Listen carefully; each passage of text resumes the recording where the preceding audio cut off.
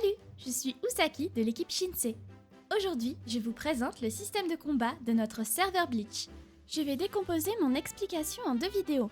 D'abord, dans la première partie, nous parlerons des natures de pouvoir et des pouvoirs de division innée. Et ensuite, dans la seconde partie, nous parlerons du système de combo buff et pénalité et de l'amélioration des compétences. Parlons d'abord des natures de pouvoir. Elles sont pour l'instant au nombre de 12, 6 pour les Shinigami et 6 pour les Quincy. Vous obtenez votre nature de pouvoir après vos débuts en RP. Cela se présente sous forme de rôle, comme ceci. Le taux de drop dépend de la rareté de la nature. Plus une nature est rare, plus son gameplay est original. Cependant, sa puissance reste similaire aux natures les plus communes.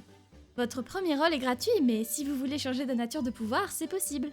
Rendez-vous dans la boutique, vous pourrez acheter des soul coins et les utiliser pour acheter des rôles de nature. Chaque nature contient 5 spells et un passif, chacun différent selon sa nature. Vous débloquerez vos spells au fur et à mesure de votre aventure RP. Vous aurez évidemment la possibilité de développer votre Shikai et votre Benkai pour les Shinigami, ainsi que votre Ervaren et votre Volstendish pour les Quincy. Pour cela, vous devrez redoubler d'efforts en RP et poursuivre votre apprentissage. Une fois votre nature de pouvoir déterminée, vous pourrez équiper vos spells de cette manière. Lorsque vous êtes en mode combat, vos spells sont actifs ici. Votre passif se trouve ici, et votre Shunpo ou Irenkyaku ici. Pour connaître les détails de vos spells, vous pouvez cliquer droit sur leurs icônes ici, et le récapitulatif s'affiche ici. Pour connaître votre passif, vous pouvez simplement passer la souris dessus et lire le descriptif.